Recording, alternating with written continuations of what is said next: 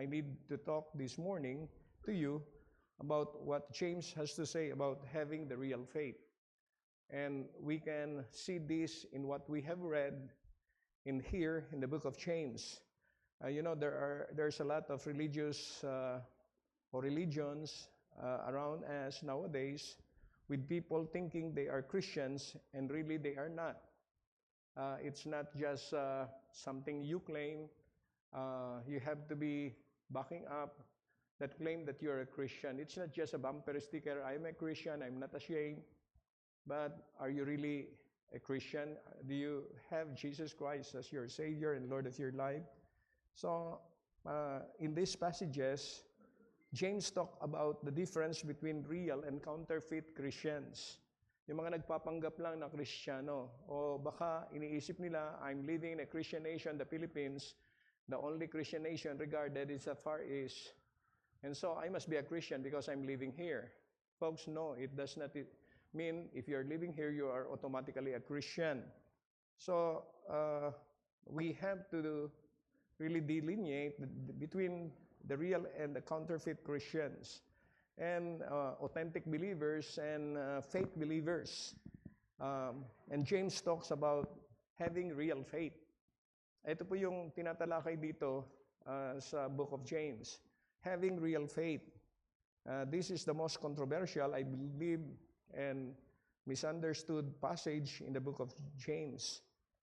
Every culto misunderstands it, and they try to use this passage to prove you have to work your way to heaven. You have to check how you interpret the scriptures. And there are those who would misinterpret this and use this as telling people that, you have to also work. But we have a subject in Bible college, we call that hermeneutics, and that is being taught by Brother Solano. It is the science and art of biblical interpretation. We have always made mention about the golden rule of interpretation. When the plain sense of scriptures makes common sense, seek no other sense. Therefore, take every word at its primary, ordinary, usual, literal meaning, unless the facts of the immediate context is studied in the light of related passages. Ayan. Pinag-aaralan pa natin sa liwanag ng related passages and axiomatic and fundamental truths indicate clearly otherwise. God, in revealing His Word, neither intends nor permits the reader to be confused. He wants His children to understand. God is not the author of confusion. We have this agreement principle in hermeneutics. We have first mention principle, progressive mention principle, context principle. Mahalaga po yun. You have to study the text in the light of its context. And scriptures interpret scriptures. So it's really important that you check and rightly divide the word of truth. Because if not, you will be establishing another religion. And folks, this is indeed very important. Kaya ito, nami-misunderstood ng mga kulto, and they try to prove you have to work for your way to heaven, which is not what the Bible is telling us. The entire New Testament teaches that we are saved by grace alone. Ephesians 2:8 and 9, for by grace are you saved through faith, and that not of yourselves, it is the gift of God, not of works, lest any man should boast. Very clear. So, minsan may makikita po tayo na seemingly contradictory passages in the Bible, but the contradiction is not really in the Bible. The contradiction is in our understanding. So be careful. We have to interpret the Word of God in the light of its context. So James, however, you see, comes along and says, it is not just faith, but faith and works. Ito yung binabanggit ni James. Faith and works. What is he talking about? Minsan maguguluhan ka, no? James here and Paul in the book of Romans, no? And Ephesians and many other Pauline epistles. But let me tell you that they are both right. Pareho si Paul at saka si James, tama yung sinasabi. They are talking about, however, different things. Different things. Paul was fighting the problem on legalism, no? The problem of I've got to keep all the Jewish laws, I got to keep all the Jewish regulations to be a Christian. Paul is talking to that group, yung mga legalism. However, James is not fighting legalism. James is fighting laxity. Okay? Yung masyadong liberal, lax. Those that say, it doesn't matter what you do as long as you believe. Ito yung ina-address na grupo ni James. So I hope you understand. Paul is addressing those who are legalists, and they are talking about kailangan we have to keep all the Jewish laws and regulations for us to become a Christian. Pero si James naman, ang kanyang ina-address ay mga people who are lax, especially believers, those that say, it doesn't matter what you do as long as you believe. They are fighting two different enemies, but they both use the word work in different ways. I hope we understand this. They use the word work in different ways. When Paul uses the word works, he is talking about Jewish laws, like circumcision and things like that. When James uses it, he's talking about the lifestyle of a Christian. Lifestyle, acts of love, it is totally different. Okay? Paul focuses on the root of salvation. Root, pinakaugat ng ating kaligtasan. What happens to me internally? That is what Paul is focusing on, the root of salvation. Whereas James focuses on the fruit of salvation. What happens on the outside? Diba? Kaya binabanggit sa Philippians, work out your salvation with fear and trembling. For it is God which worketh in you, both to will and to do of His good pleasure. What God hath worked in, we have to work out. We're not working for. We just have to work it out so that people will know that we are believers. We are saved. By the things that they see, the fruit of our salvation. Been always telling that the world out there is not interested in our theology. The world out there is not interested in our theological proposition. The world out there is not interested whether we memorize what is a church or the biblical principles of interpretation, or we memorize the whole Bible. Hindi sila interesado. No? They are more interested in the practical application of our theology, our doctrine, in the life that they can see. So ito po yung ina-address ni James, yung fruit of salvation. What happens on the outside? Jesus said, by their fruits ye shall know them. Right? Binabanggit ng Panginoon mismo. Sa pamamagitan ng bunga, malalaman nila na tayo ay talagang we claim ourselves to be. Paul is talking about how to know you are a Christian. Okay? How to know you're a Christian. James is talking about how to show you're a Christian. Okay? May kaibahan po yun, how to know you're a Christian. Believe on the Lord Jesus Christ, thou shalt be saved, for by grace are you saved through faith. Yung kay James, paano natin maipapakita na tayo ay Kristiyano? How to show you are a Christian? And Paul is talking about his passages on faith alone. Okay? How to become a believer. And James talks about how to behave like a believer. Naintindihan po natin. Yung isa, how to become a believer. Si James naman, how to behave like a believer. And it's not a contradiction. Hindi nag-aaway po si Paul at saka si James. So we see it is summed up in Ephesians 2:8-10. In the latter part, the Bible tells us, una, for by grace are you saved through faith, and that not of yourselves, it is the gift of God, not of works, lest any man should boast. And then in verse 10, for we are His workmanship, created in Christ Jesus unto good works. We are His workmanship. We are God's work in progress. Yung sanctification, no? Yes, we are positionally placed in Christ. We are saved, but God is not through with us yet. In time, we are being worked on by the Lord through the Spirit.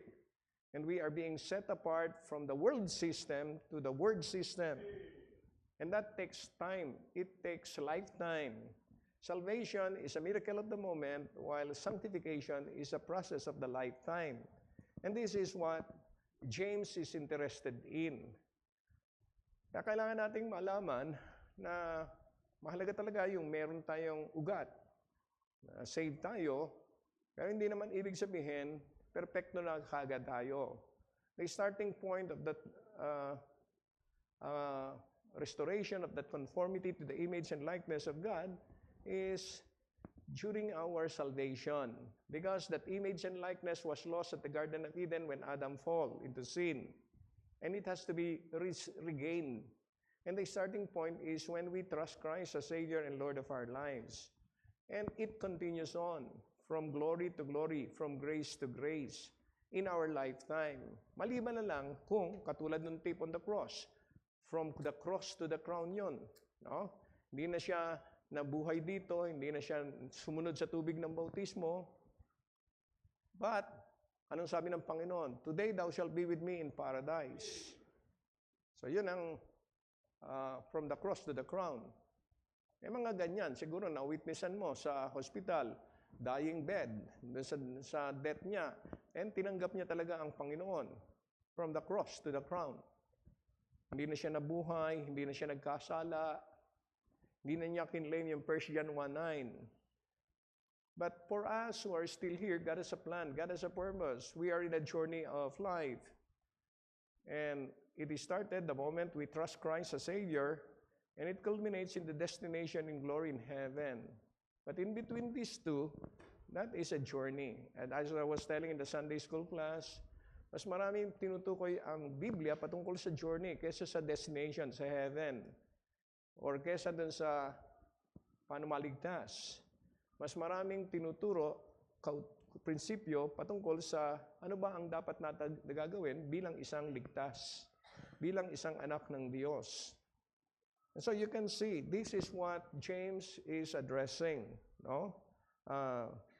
You can see there are three prepositions in the passage: by grace, through faith, no? Unto good works. This is Ephesians 2:8-10. If you get this out of order, you are in trouble. No?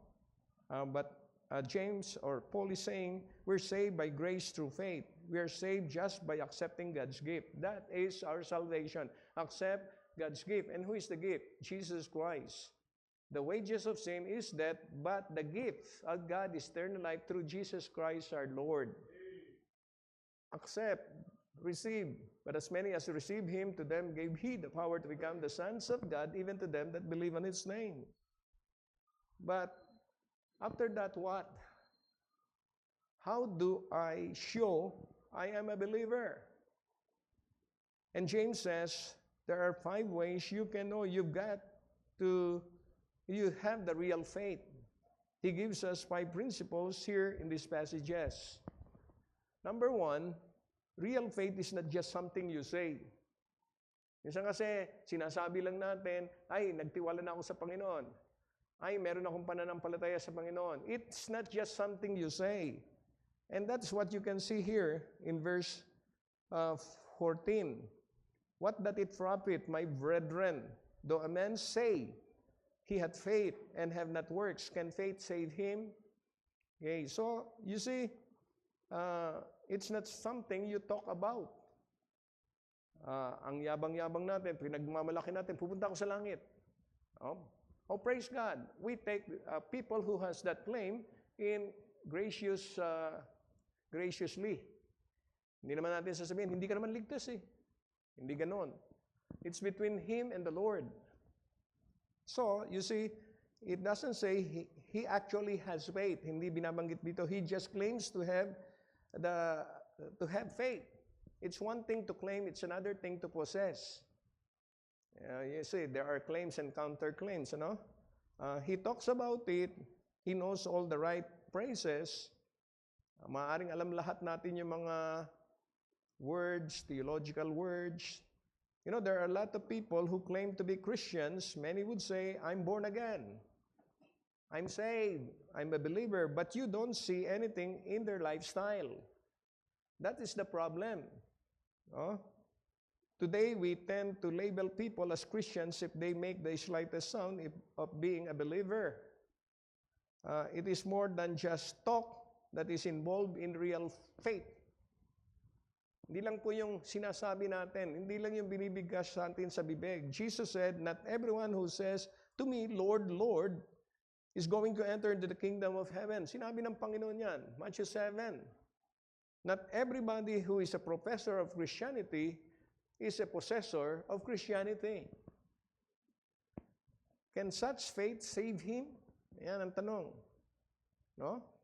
Kasi sinasabi lang yan, "What doth it profit, my brethren, though a man say he hath faith and have not works? Can faith save him?" No? What value is this kind of faith? Nothing. Sa bibig lang, sa nguso, wala talaga sa puso. James is saying that real faith is not just something you say. Do you know anybody that claims to be a Christian but you don't see any evidence in their life? Hindi mo makitaan ng mga ebidensya, mga preba, fruit, na siya ay talagang binago ng Panginoon. No?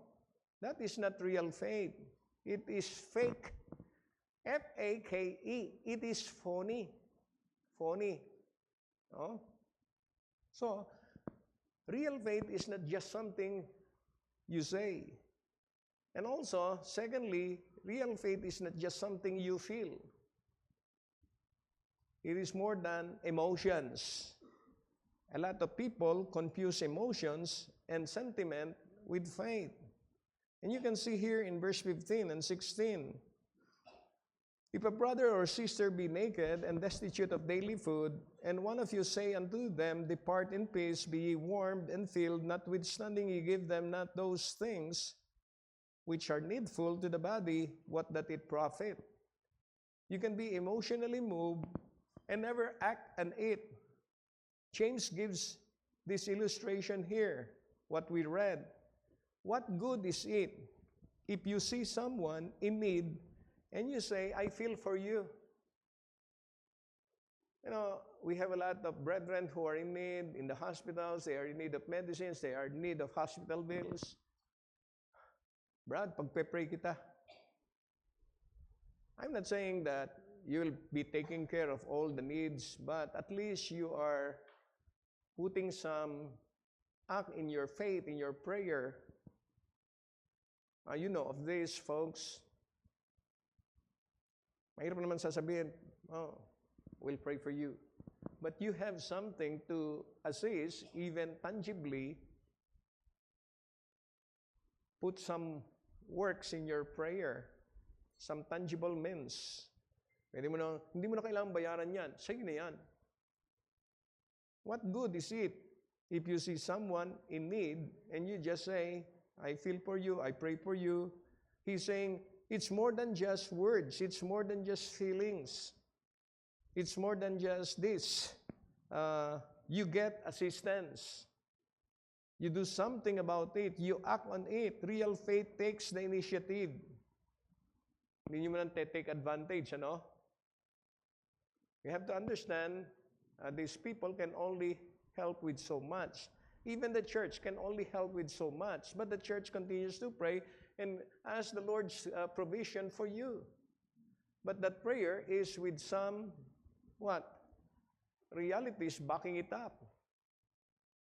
So, you do something about it. You act on it. Real faith takes the initiative. A real believer, folks, has a real faith, and it is practical. It gets involved with people. Mahirap talaga yung, as a Christian, sometimes you might be beguiled, naloloko ka, dahil minsan may mga napapanggap, yung pala nanloloko lang. And God gives us the discernment. But at the same time, it's better to be fooled than be the one fooling around. But God wants us to discern. Oh, how many times I have been fooled by people? They are telling that they are pastors. They are telling they are missionaries. They come. I sometimes bring them home, share with them something. And then I found out they are not really what they claim to be. They are phonies. At least, nakita nila yung testimony. Sana magsisi. Kasi, mahirap naman, may pupunta dito sa Bethany, papasok diyan, pagkatapos sasabihin ng guard, huwag kayong... Pagkatapos, yung guard mag-witness dun sa mga Islam area. Tapos nakita niya yung pumasok sa Bethany. Ikaw yun ba't mo kami tinaboy? Nakikita niyo yung senaryo. Yeah, we are vulnerable. Pero God protects us. A real believer will care about other believers. When you become a part of God's family, you have some family responsibilities. No? A real believer has real faith and it's practical and it's good. It gets involved with people. If you look at 1 John 3:17, but whoso, look at this, what the Bible is telling us in 1 John 3:17, but whoso hath this world's good and seeth his brother have need, and shutteth up his bowels of compassion from him, how dwelleth the love of God in him? Diba? As believers, we have the love of God in us. Makita mo, may mga whoso hath this world's good. Binayaan ka ng Panginoon. Tapos nakita mo yung isang kapatid mo have need, and shutteth up your bowels of compassion from him. How dwelleth the love of God in him? See that? Real faith is generous. Generous. Kahit na niloloko ka na, generous. It wants to give. Who can count on you on crisis? Sa mga krisis, ang naiisip talaga, kayo. Minsan naloloko kayo, pero ipasa Panginoon nyo na lang. But God also gives you the discernment. Ang hirap naman talaga na, of course, God gives you the wisdom how to turn down after you have already given so much.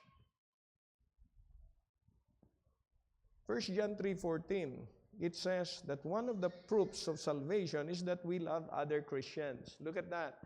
We know that we have passed from death unto life because we love the brethren. He that loveth not his brother abideth in death. Do you have fellowship with believers?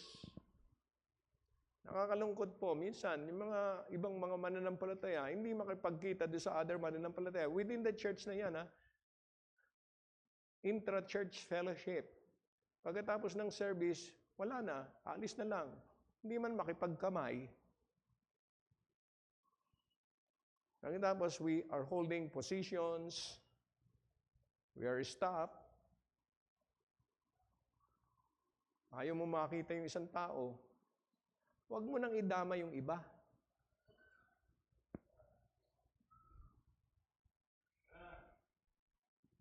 Do you have fellowship with believers? And real faith wants to be around other believers. You want to be around other believers. You love them. We are known, we are Christians by our love. That is what the Bible is telling us. Let us not only verbalize our faith, but practice our faith. I can meet everybody's needs, but I can meet somebody's needs. James is saying that if my faith doesn't lead me to share with others, then it is not real, it is dead. It is not just something you feel. James 2:17, even so faith, if it hath not works, is dead, being alone. If I don't feel like helping other Christians, I don't have real faith. I have a sick faith. I have a dead faith. Actually, dead faith yan . Real faith is more than just something you say or something you feel. And real faith is not just something you think. For some people, faith is a mental or intellectual exercise. Sa ibang mga tao, ang daming mga alam sa Biblia. Naging intellectual exercise, a matter to be studied, a matter to be debated, talk over, discuss, nakikipagdebate. May mga ganyan na Kristiyano po. Iba yung espiritu. mahilig makipagdebate. James imagines this intellectual objector, verse 18, what does it say? Yea, a man may say, thou hast faith, and I have works. Show me thy faith without thy works, and I will show thee my faith by my works. Ayan, mga debate rin yan eh. You're into faith, I am into works, let's debate it. Stimulate me mentally, but don't ask me to make any commitment. Things like that. Show me your faith without deeds, and I will show you my faith by what I do. Real faith, is recognizable. It is visible. You can see it. It is apparent. If you claim to be a Christian, people will be able to see it because it is visible. Not abstract. Not just a thought, iniisip mo. For us to know, we have to be shown. Faith needs manifestations. James says, show me. Show me. If you claim to be a Christian, it is but right that you prove it through your lifestyle. Pamamagitan ng ating buhay. Somebody said, faith is like calories. Bakit napunta sa calorie? Faith is like calories. You cannot see calories, but you can sure see the results of calories. Tama ba yun, sons? Ayan, may maraming calorie yan. Kailangan mabawasan na yan pagka umakyat ka doon sa bubong. You can see the results of the calories. You cannot see the calorie. You cannot see faith, but you can see the results. James is saying, you say, you're a Christian. Prove it. Prove it. Let me see your actions. Back up your words. Ayan ang problema karaniwan natin. Puro words tayo, intellectual assent. Halimbawa, if I say, I believe my health is important, personal health is a high priority in my life. I believe that health is one of the most important things we ought to have. Health is wealth. Yan. And then you ask, do you eat right? No? No. Pero sinasabi ko, health is important. No? Do you exercise? Do you get your proper rest? Do you take vitamins? Katulad ng bird's nest from Vietnam? No? Do you ever go for a checkup? And what are your answers? No. Pero sinasabi mo, health is a high priority. It doesn't matter what you say or think. What counts is your actions. I hope we understand this. Real faith is more than just something you think. You can point it out and see it in people's lives. May kanta yung mga young people. Ano ba yung kanta? If you're saved and you know it, diba? Then your life will surely show it. Young people ba yun? Sa young people? Hindi naman sa children's department, no? If you save and you know it, say amen. Amen! Pero hindi pa yon. Ang bandang huli, if you save and you know it, then your life will surely show it. Real faith is something more than just something you say, something you feel, or something you think. Real faith can be proven. 2 Corinthians 5:17, what is the Bible telling us? Therefore, if any man be in Christ, he is a new creature. All things are passed away. Behold, all things are become new. If you were arrested for being a Christian, would there be enough evidence to convict you? And that's the point, folks, and that is what James is talking about. Ebidensya, proof. If you say, I know it, then show it. How do you know you are a believer? you will see some changes in your life. Real faith always produces change, pagbabago. So, ayan. Real faith is not just something you say. Real faith is not just something you feel. Real faith is not just something you think. And real faith is not just something you believe. Ayan. Verse 19. What is the Bible telling us? Verse 19, thou believest that there is one God, thou doest well, the devils also believe and tremble. Oh, there are a lot of people who have strong beliefs in God, in the Bible, about the Lord Jesus Christ. They can recite Bible verses and talk about doctrines and Trinity, etc., etc. May mga ganyan. No? But just saying, I believe in God is not enough to get you to heaven. Even the devil believes that. Kahit na yung diablo, naniniwala. The Bible says in Psalm 14:1, if the fool hath said in his heart, there is no God.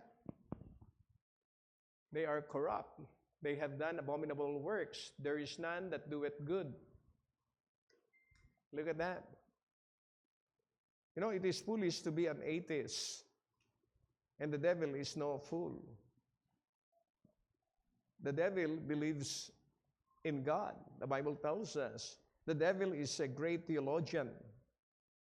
He knows a lot more in the Bible than we do.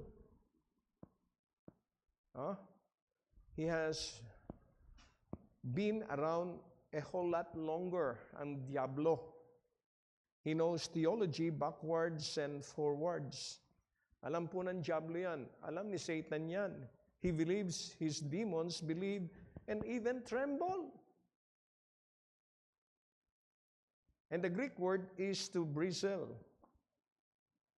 Yung tremble. What is bristle? Their hair stands up on end. Why? Because the devils understand the majesty and awesomeness of God. Nangunawanan po ng diablo yan. They believe in God and they tremble. They bristle. Mata siguro yung mga balahibo ng diablo. No? And the word believe in the Greek means to trust in, to cling to rely on, to commit yourself completely.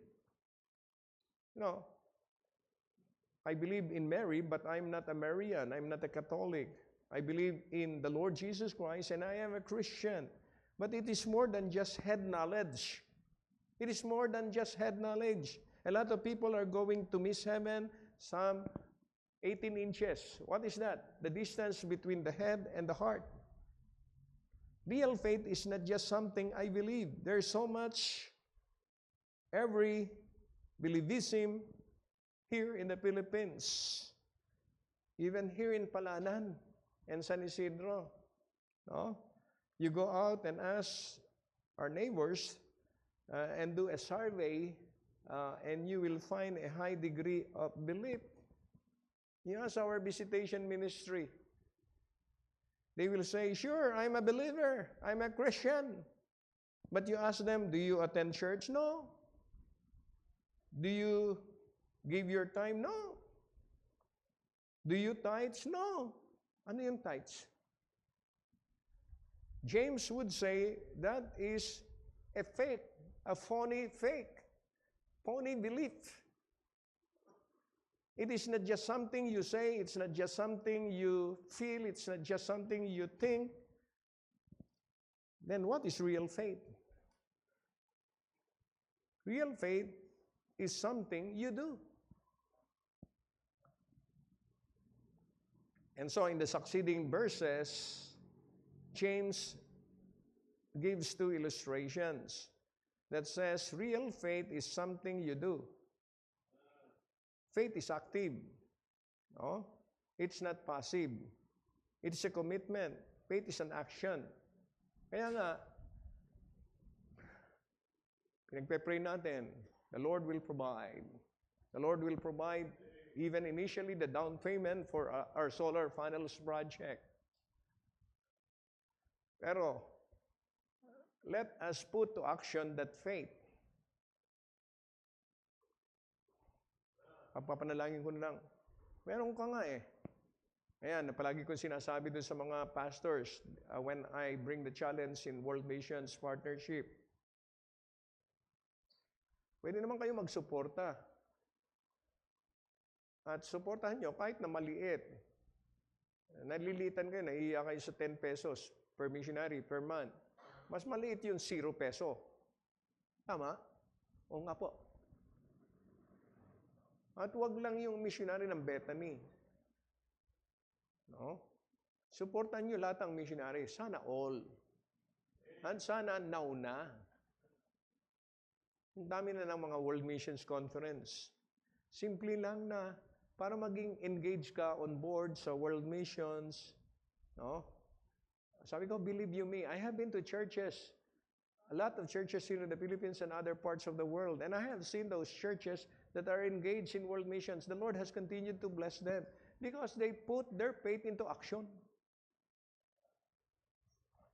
Pinagpe-pray natin ang missionaries. Palagi sinasabi ng missionary, your prayer is good, but we need cash. Cash.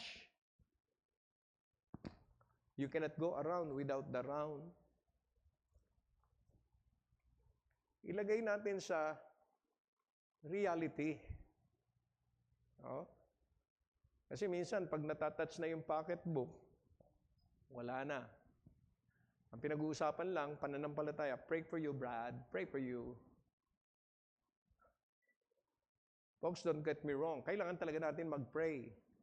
Pero, yung prayer na yan at saka yung faith, lagyan natin ng put teeth into that prayer.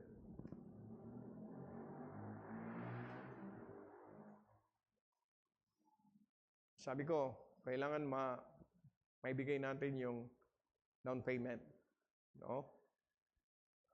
Kaya sabi ko kay Missionary Freddy, tawag mo yung kasama mo sa work, si Sons. No? Kagulangan. Tama ba? Kagulangan. Para ibibigay natin yung ating down payment. Buti pumayag yan na 300,000, 20%. Pumayag yung company. Nung spot market, no, Solar Energy Corporation. And you can just imagine, I'm thankful how they flex and adjust. Baka naman mamaya, mas malaki pa sa 300,000.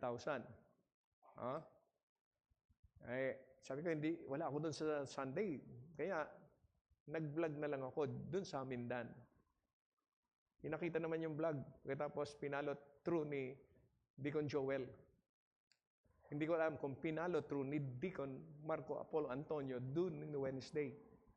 Yung pagbibigay natin, pag-special offering natin para sa ating down payment sa solar panels. Kaya dito muna tayo magpo-pause. We will put our faith into reality. I would like to call the ushers to come. Baka pati si engineer, mag-offering din yun. Ushers, please come. Bago natin tapusin ito, faith is something you do.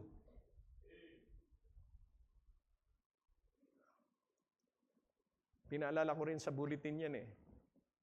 Kung hindi man na-announce dito, dapat nagbabasa kayo ng bulletin. Folks, this is for us. This is to honor the Lord. Because this is good stewardship.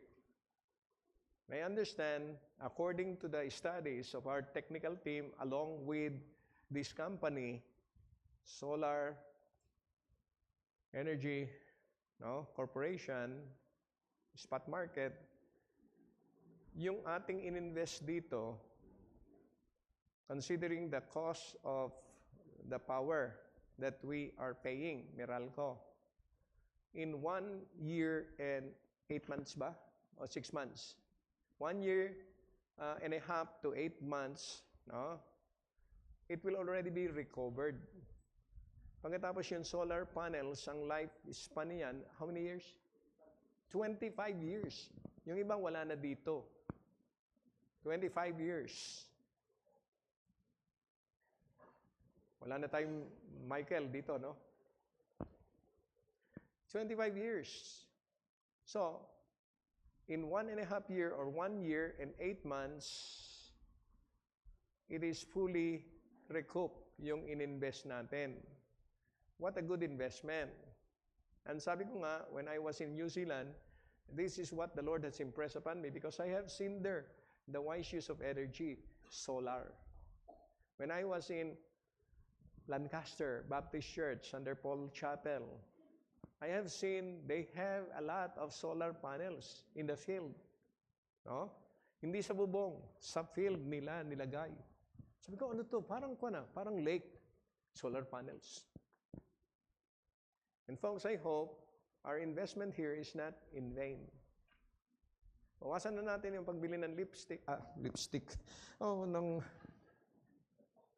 mga stocking. Ba't napunta doon? At mag-invest tayo. Sabi ng iba, Bethany naman yan eh.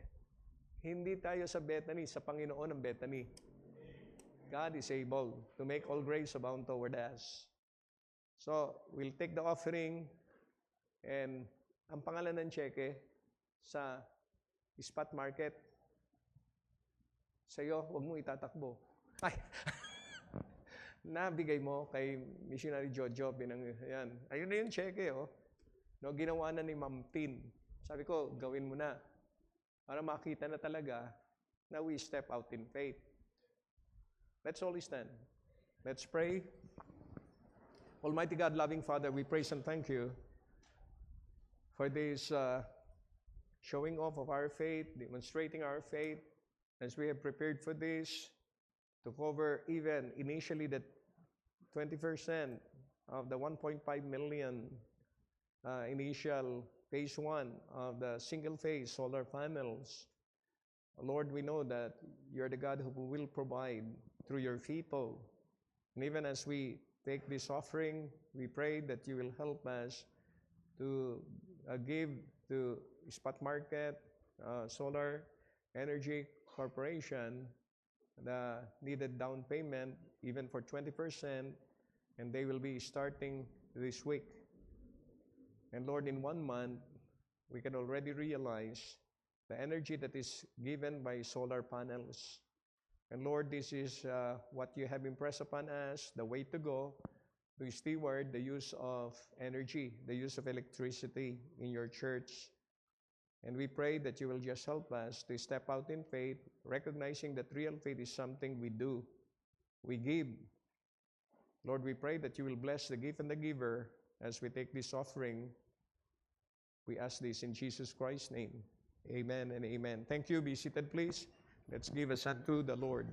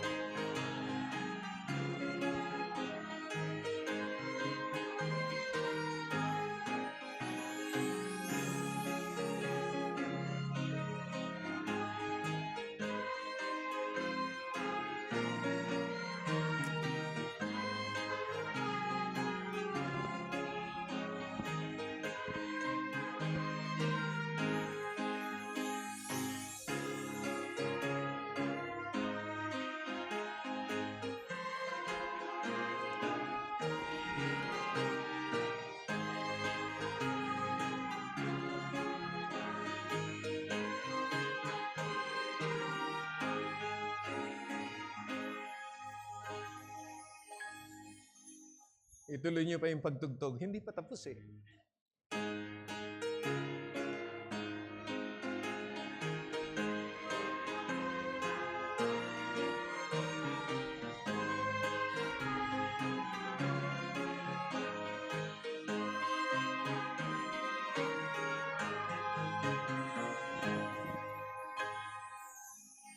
Okay na kayo dyan sa taas?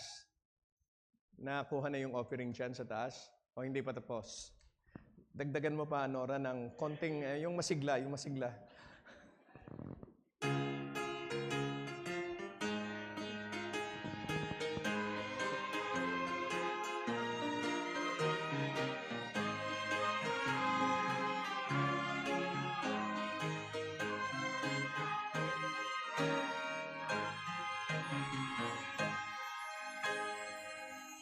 Joel, pakidala nga yung cheque dito. Deacon Joel. Ayan ha. Mahirap naman, may cheque tayo pagkatapos walang pondo.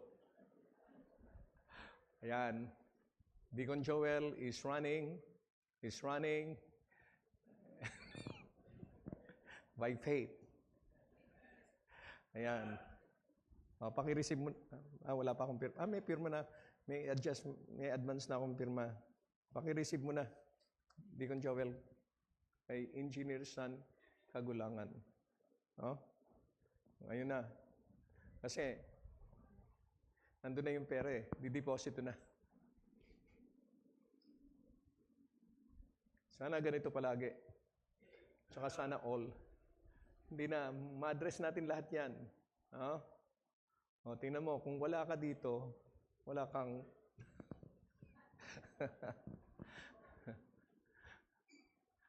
By grace through faith.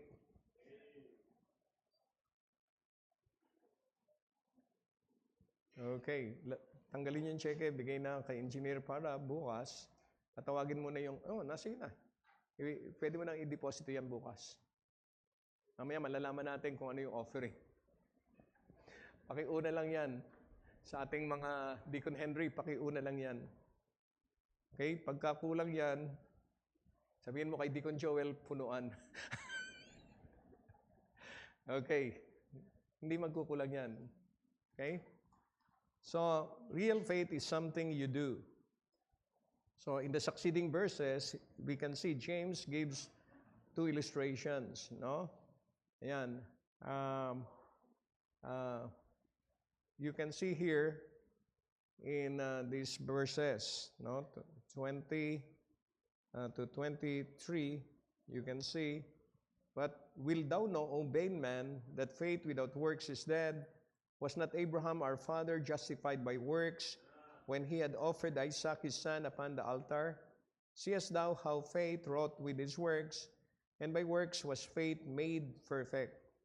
And the scripture was fulfilled, which saith, Abraham believed God, and it was imputed unto him for righteousness, and he was called a friend of God.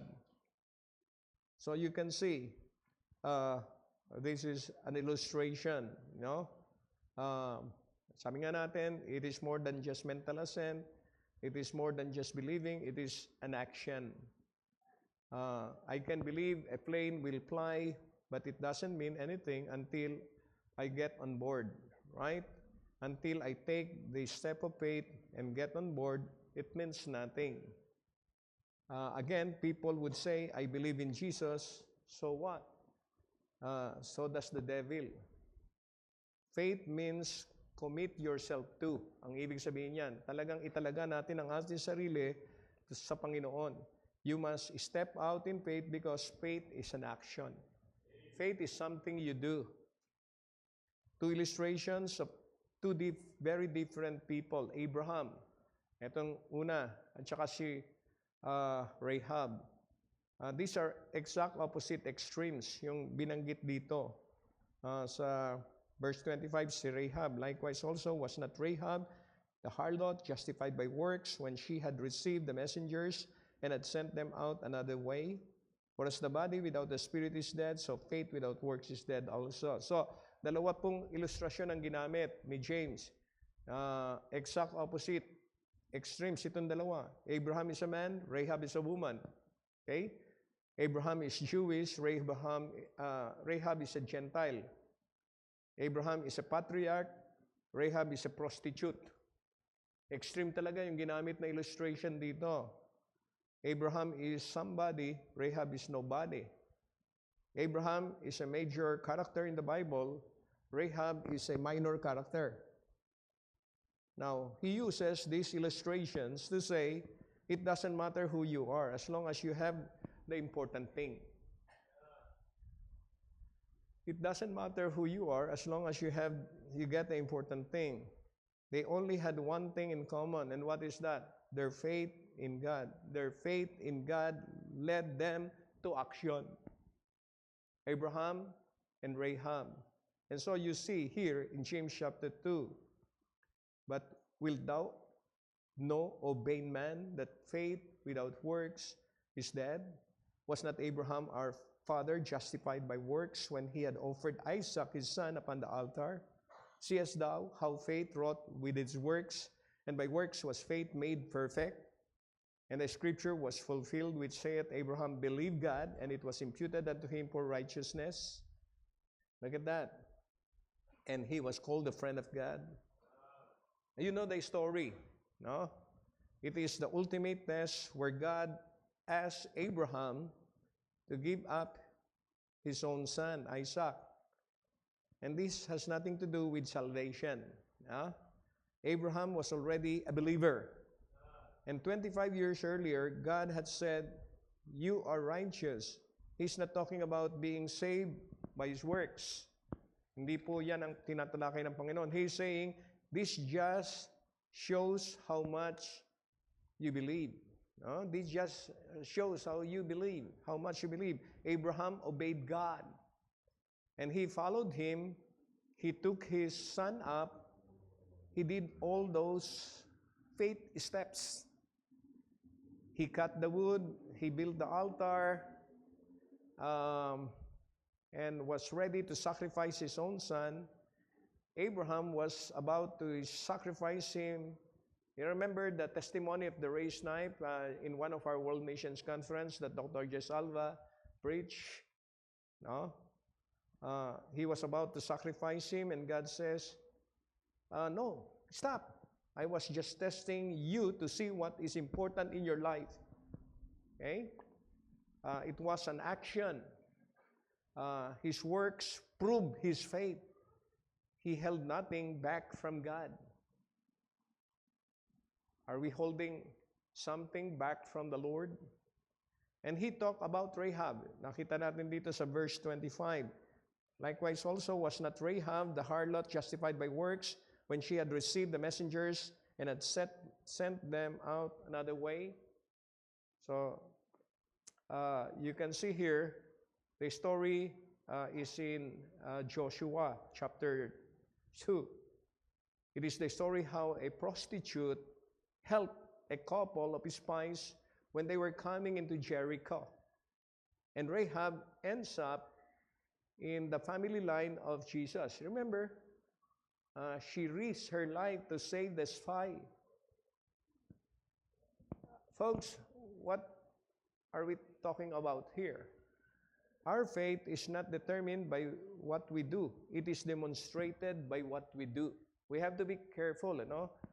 It is not determined by what we do. It is demonstrated by what we do.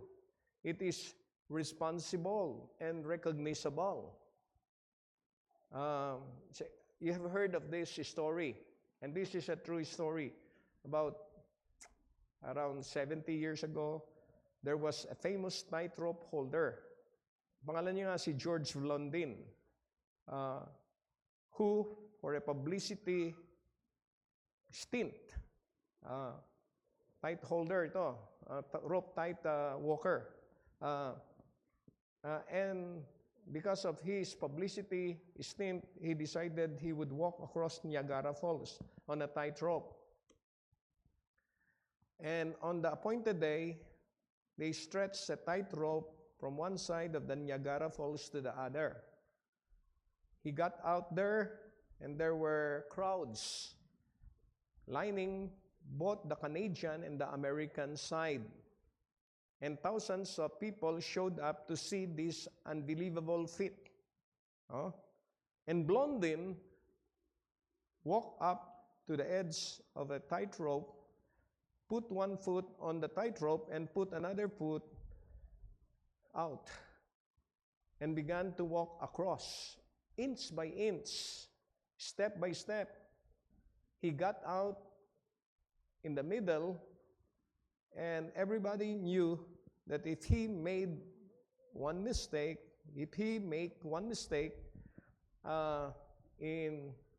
in balance, he'd fall off the rope and into the poles and obviously be killed. And Blondin got to the other side, and the crowd went wild, shouting and clapping and cheering. And Blondin said, I'm going to do it again. He got to the other side, And the crowds went crazy. No? Blondin said, I'm going to do it again. But this time, I'm going to push, eto yun, a wheelbarrow full of dirt. And he pushes the wheelbarrow across, and he got to the other side. And he did this 9 or 10 times. On about the 10th time, he pushed the wheelbarrow right in front of a tourist who said, I believe you could do that all day. Sabi ng turista. And Blondin dumped out the dirt and said to the tourist, get into the wheelbarrow. Anong ginawa ng tourist? Umalis. Oh, yung mga marites. Oh, ayan. In a very real sense, that's what God says to you. Get into the wheelbarrow. Talk is cheap. Put your money where your mouth is. Lagi nating narinig yan dito. Put your money where your mouth is. You say, I believe in Jesus, prove it. Our faith is demonstrated by our actions, and actions speak louder than words. Lagi natin narinig yan eh. Our behavior shows what we really believe. If you look at 2 Corinthians 13:5, the Bible tells us, examine yourselves whether ye be in the faith. Prove your own selves. Know ye not your own selves, how that Jesus Christ is in you, except ye be reprobate. Check it out. See if you are really a believer or not. Examine ourselves.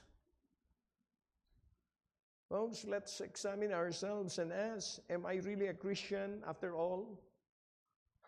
In the light of what James says, am I really a Christian? Am I really saved? Am I really a believer? What changes can I point to in my life? Is my lifestyle any different at all from unbelievers? May pagkakaiba ba yung aking buhay kesa dun sa mga wala sa Panginoon? You know, so many people think it doesn't matter what you do as long as you believe. There are people who say that.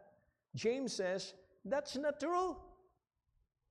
He's not saying you work your way to heaven. He's not saying that. He is not saying works deliver salvation. He is saying they demonstrate it. Works demonstrate our salvation. It is not delivering our salvation. He is saying if your faith doesn't work, what good is it?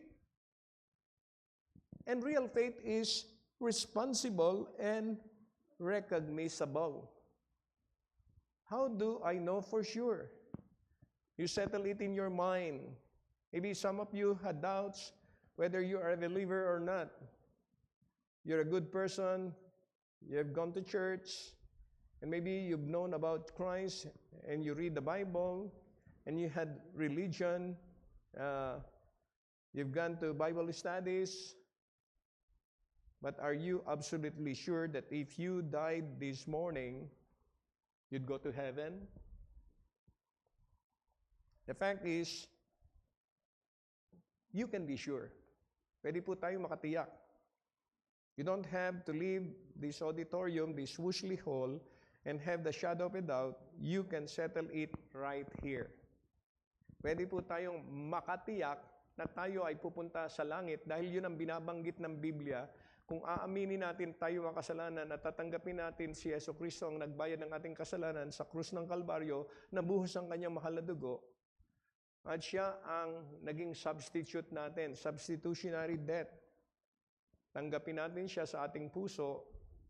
Ayun po yung binabanggit ng Biblia, that if thou shalt confess with thy mouth the Lord Jesus, and shalt believe in thine heart that God hath raised him from the dead, thou shalt be saved. Romans 10:9. For with the heart man believeth unto righteousness, and with the mouth confession is made unto salvation. And the Bible tells us, whosoever believeth in him shall not be ashamed. Kung ikaw naniniwala sa Panginoon, hindi ka mahihiya, hindi ka magiging reluctant. And the Bible tells us, faith cometh by hearing, and hearing by the word of God. Romans 10:17. And the Bible tells us in John 1:12, but as many as received him, to them gave he to become the sons of God, even to them that believe in his name. And the Bible tells us in Acts 16:31, believe on the Lord Jesus Christ, and thou shalt be saved. And then sinama pa, and thy house, because you will become a testimony, you will become a bondage breaker to your family who are not yet saved. Folks, it's very clear, for by grace are you saved through faith, and that not of yourselves, it is the gift of God, not of works, lest any man should boast. The fact is, you can be sure. You don't have to leave this gathering. You cannot be sure of going to heaven. Pwede kayong makatiyak. Mas mahalaga po ito sa solar panels. Oh? You can settle it right here and right now. How do you do that? God's grace. God reaches down through Jesus Christ who became man. When God's hand of grace comes down and your hand of faith goes up, that's called salvation. When God's hand of grace comes down and grace is love flowing down, and our hand of faith goes up, you call that salvation. That is what it means to be a believer. Saved by grace through faith to do exactly what God made you to do in the first place. He has a plan for your life, and you are not here by accident.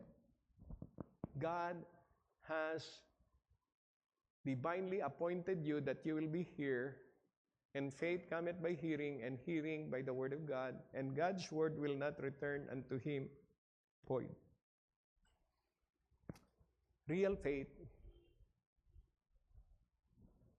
leads to good works. Let's all stand, every head bowed, eyes closed. Almighty God, loving Father, we praise and thank you for your word. Even at this time, Lord, as you have spoken to hearts, I pray that you will just continue to move upon each one's heart. And if there is anyone here who is not yet sure of heaven, be the one to work in that person's heart and enable that person to just signify he needs you. He needs Jesus Christ as the payment for his or her sin. And Lord, I pray that even for your people, we will continue to commit ourselves to you and demonstrate the faith that you have given us. Demonstrate it by our action. Lord, help us to realize that real faith is not something we say, something we feel, something we think, or something we believe. Real faith is something we do. It is an action. And Lord, even at this time, as you have spoken to hearts, help each one of us to have a tender heart to just come to the altar, talk with you. And Lord, we pray that you will continue to save souls and strengthen the faith of your people, even now as your invitation is given. Be the one to move, be the one to work, for we ask this in Jesus Christ's name.